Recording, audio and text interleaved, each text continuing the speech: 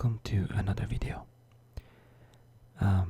In the previous video, I have tweaked the proportions of my dinosaur, and I've sculpted a bunch of skin details and skin fold. I've added some vein, etc. So today, what I'm gonna do, I'm going to go through the tedious process of adding the scales, all the scale details to my dinosaurs. This is the step that is gonna take probably the most in terms of time, and it's not exactly fun to do, but in the end that's what gives the dinosaur that kind of a reptile kind of look, even though dinosaurs are probably more related to birds than reptile. But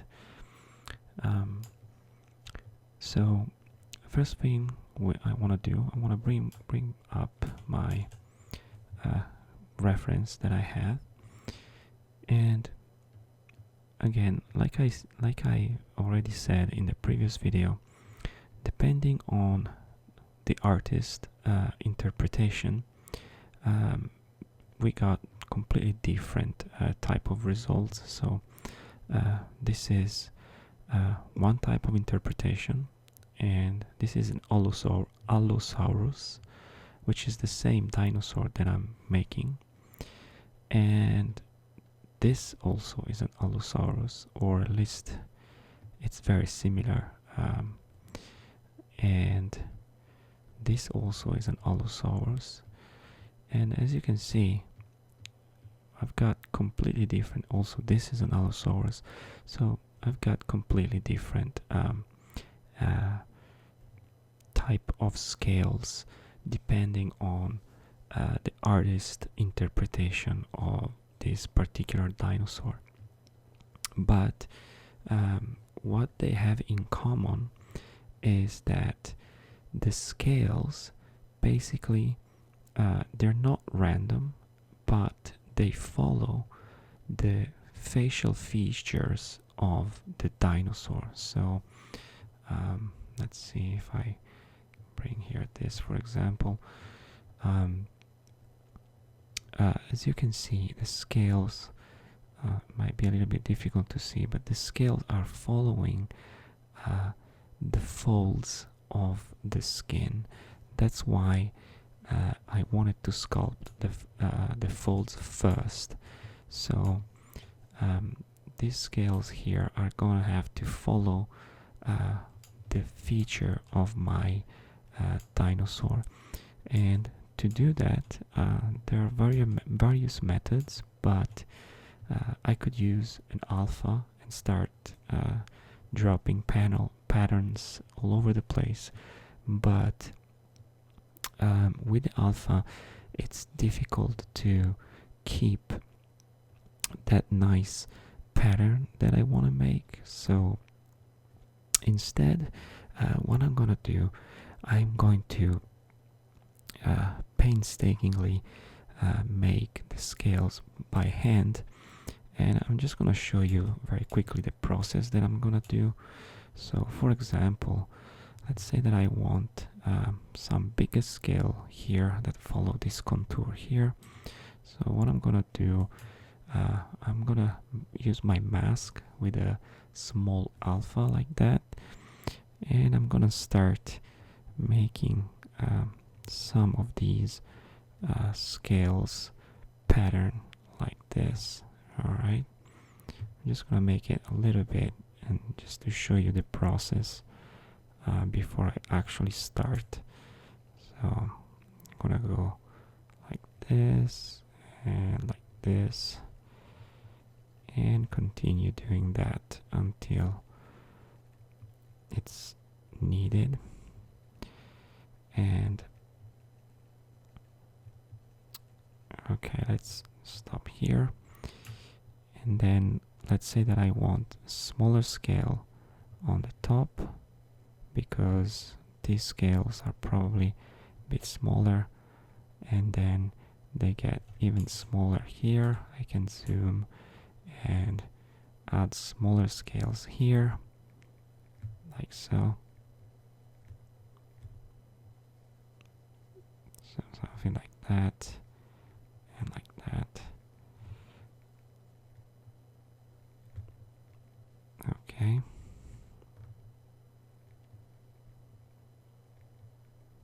So all these scales need to be separate. They don't have to touch each other. They have to be separate. So something like that, like so.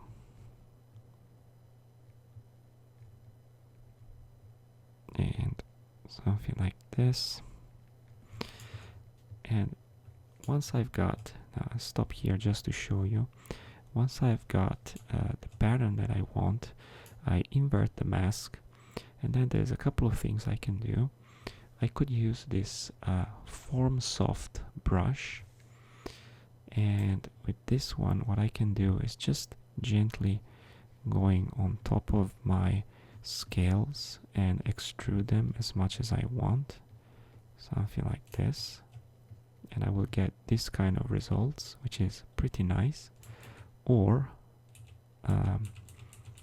in alternative, let me undo this. Let's keep undoing.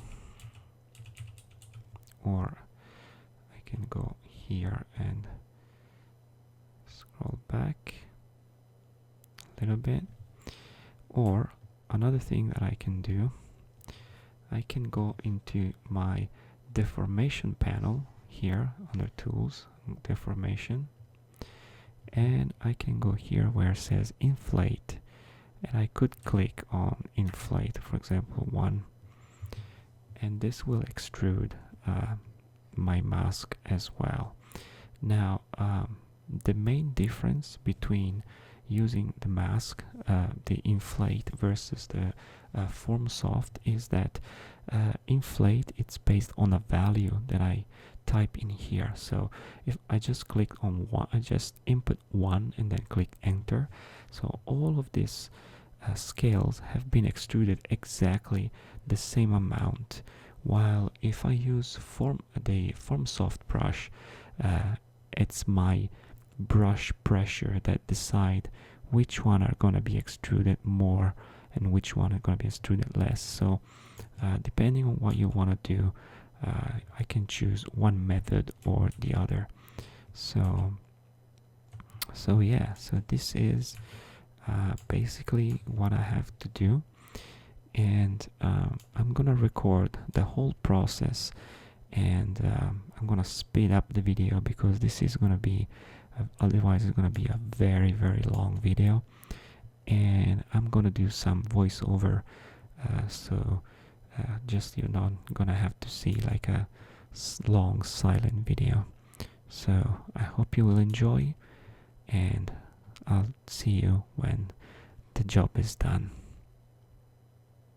Alright, so I start by dropping these big masks all over, and as you can see, I'm mainly concerned about the main flow of the shape of the head. So I'm doing the tiny one around the eyes, and then I'm basically just trying to figure out a way to have an interesting shape, put the scales, and figuring out which one is the direction that I want the scales. So you can actually see in the timer there how long this is take. So even though this video is quite fast, I've sped it up quite a lot. This masking the scales operation takes really long time, and so once I have defined the main contours of my scales, I have to fill in with the tiny one, and there isn't really too much to say about the technique. I'm basically trying to get them to get a little bit of shape variation. I don't want them to look all identical, and I keep doing basically the main shapes. The main rule here is find out where the flow of the model goes and which one are the main shapes. Basically, that's the main tip that I can suggest. Other than that, you can pretty much go and draw all the pattern the way that you want. There's not gonna be any rules that you're breaking, and yeah, basically you can notice sometimes I pull up some reference and take a look where some interesting shape could go. Again, this is something that needs to look cool, not necessarily needs to be correct from a accuracy point of view. I don't really care about that. I just want something that looks interesting, something that looks cool. And you notice that I kept the symmetry. That's just because this scaling process takes so long that I just wanted to do something about it as fast as possible. And yeah, so again, going down to the neck here, and keep doing these scales that follows like the folds. And here I go with the body. So for the body, I started with the legs, making those big scales that kind of define the shape of the fingers or the toes, and move my way up, and then basically I continued along the legs, defining first the biggest scales, and also the one on his back, and the biggest one, the largest one on the back and on the tail. And my recommendation is always do the larger one first, and then fill in the spaces in between. That's overall my recommendation if you want to go into this madness that is this scale masking operation. This takes really long time, and I had to record it in different days because doing everything in one go was definitely too time consuming and too tiring for me. So that's I had to split in different session, and this is pretty much the overall workflow. So fortunately something bad happened at this point. So yeah, my computer decided that it was a good time to crash after 4 hours of video recording, and unfortunately, despite my efforts, the video footage was gone. I was not able to get it back. So but since the scene was fine, the model was fine, in the following video basically I tried to recreate as closely as possible what I did. So I'm sorry that you cannot watch the original video. Accept my apology, but hopefully the rest of the video is going to be good enough. So please enjoy. So this is the final masking results after many hours of tedious manual operation all over the place. This was done in separate session. It took really long time, and he had a really bad impact on my sanity, but think the final result looks pretty good. So basically, next what we want to do is extruding this mask to create the scales. But before we do that, since ZBrush does not have a way of saving the mask, a cool trick that we can do, we can pick a color and make sure the RGB is on, and I'm gonna click on fill object. So now we basically painted red our mask, and we can use that later to resume this mask. So for now I don't need to see it, so I can hide it, but that's the way I deal with ZBrush not being able to save the mask. So I blurred the mask a little bit, and from the deformation panel I scroll down, and from inflate I'm going to set inflate to 1, and so as you can see all the scales have been inflated, and at this point we can clear the mask since we don't need it right away. So I think it looks pretty good. All these scales stand out pretty nicely, and the only thing that we need to do is to add some texture and some less regularity to them, because now they are too smooth. So first thing we're gonna do, we're gonna store the morph target. This is very important. Store the morph target at this point, and to add some roughness, some texture to our scales, there's a lot of ways that we can do that. We can do that manually, but I don't want to do that because that will take way too long. So instead I'm gonna use a bunch of alphas, a bunch of displacement that I've purchased from a website called surfacemimic.com. I mentioned this website in a previous video. These are the amphibian and reptiles alpha, and they're really good. They're very good quality. So what I want to do, I want to tile.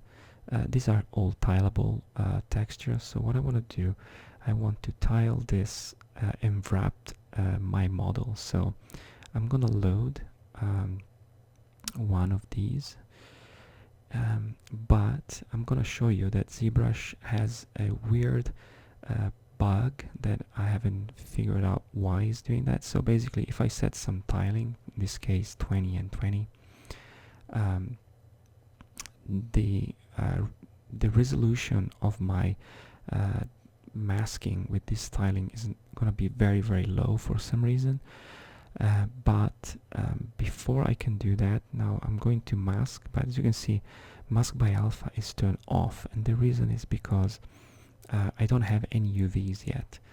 I need UVs if I want to use this function. So what I'm gonna do, I am going to create some automatic UVs using the UV Master plugin.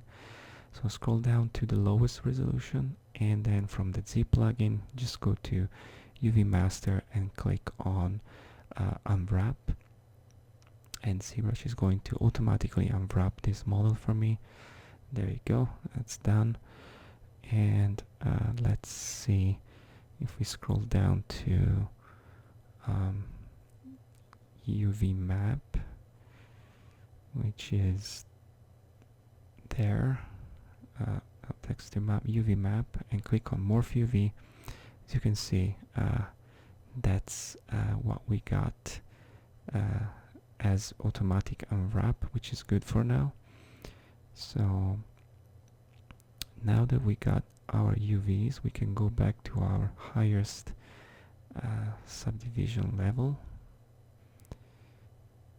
and there it is. And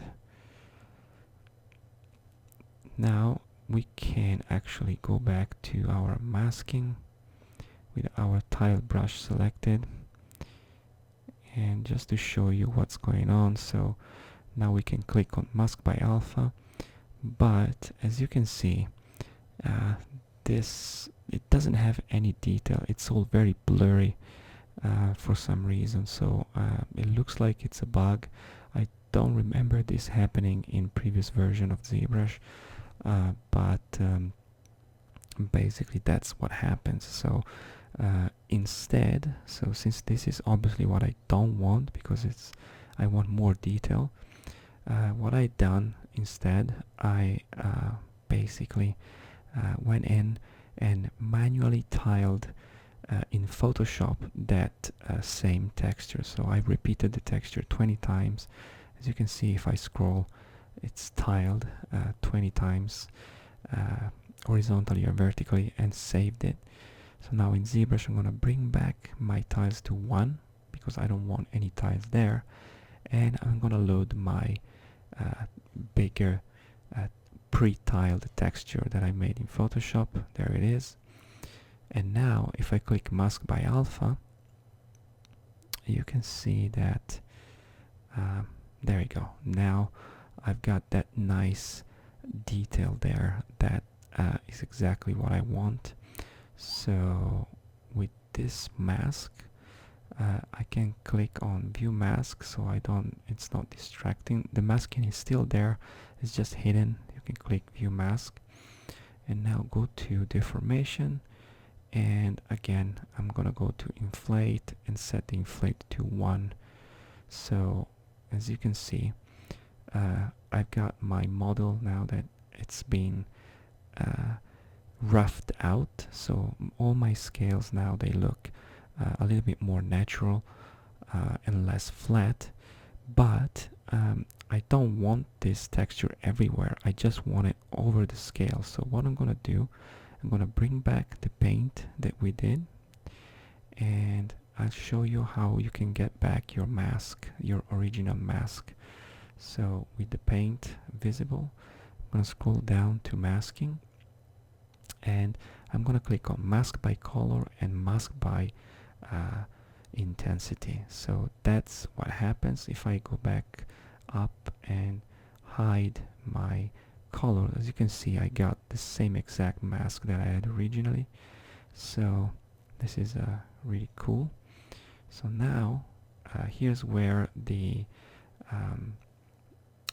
morph targets come in place. So first of all, I'm gonna blur the mask a little bit again, and now go back to my morph target, and I'm gonna set my morph target to back to 1. So every place outside my scale is gonna come back to the smooth version. And if I clear up the mask, you can see that there you go. You can see that only inside my mask now I got that nice details that it's projected. So that looks pretty good. And so next thing that I'm gonna do is to add detail in the skin parts. So I'm gonna do that manually. So I'm gonna go back and load another alpha.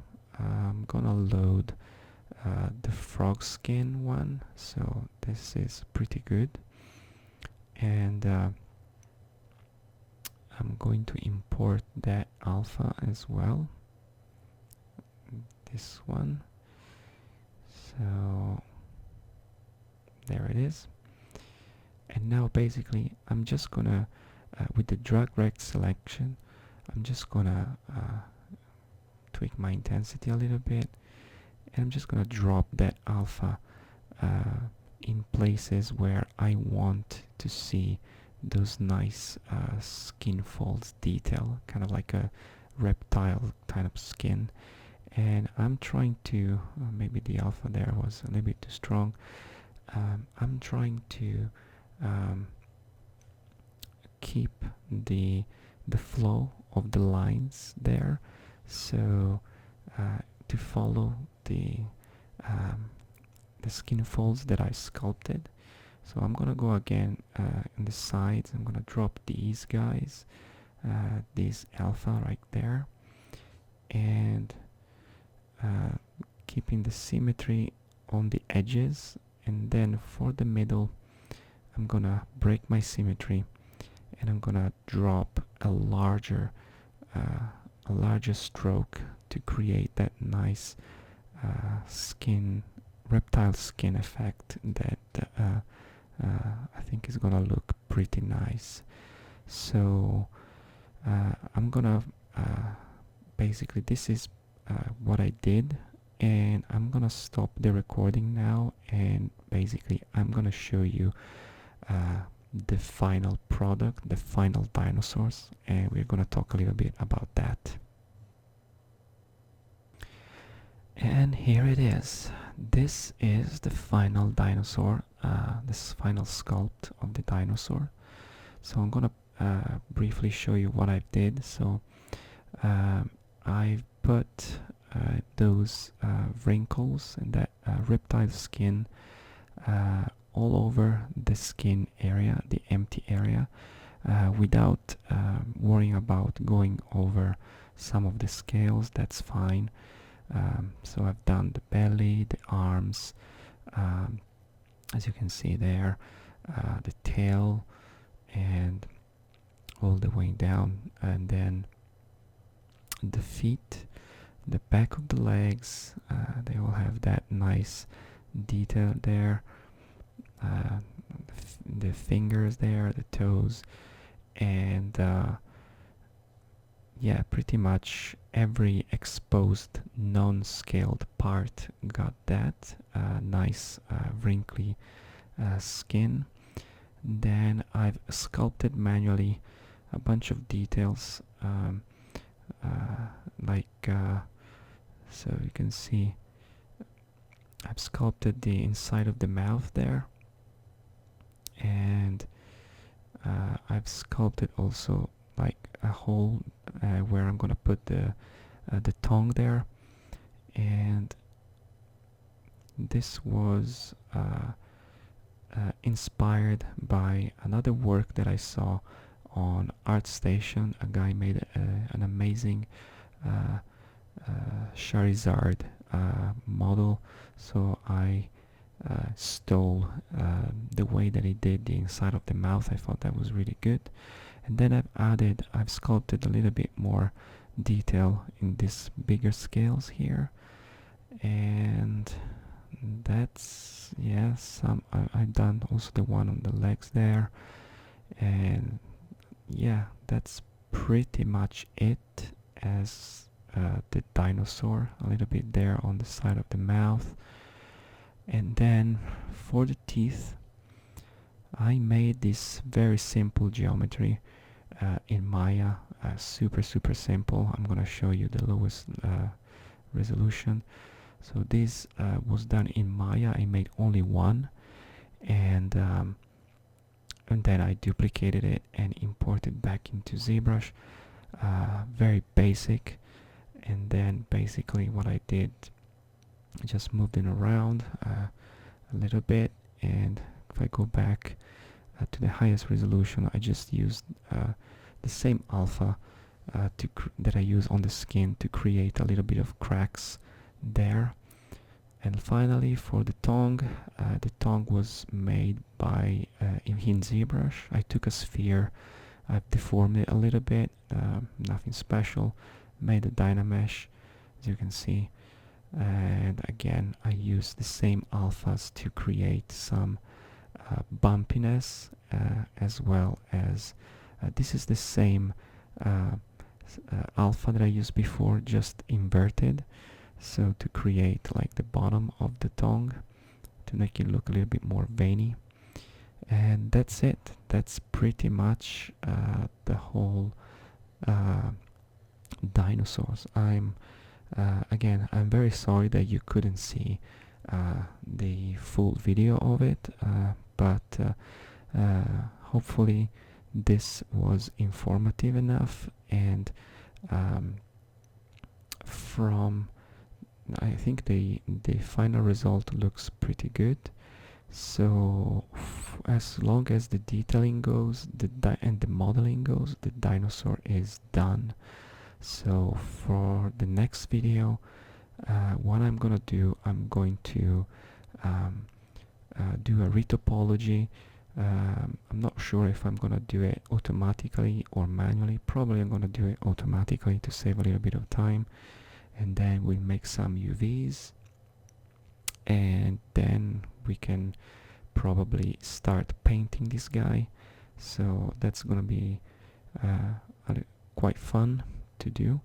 I haven't decided yet what kind of paint to do on this guy, if make it realistic or keep the purple and pink like the original toy. I will have to think about it. But yeah, I hope you enjoyed this video, and despite the technical issue that I had and the long time that I spent making these, I think the result is pretty good. So yeah, that's it for this video, and I'll see you next time. Thank you for watching the full video. If you want, you can support me on Patreon, subscribe to my channel, and make sure to watch my latest video and other videos in my playlist. See you the next time.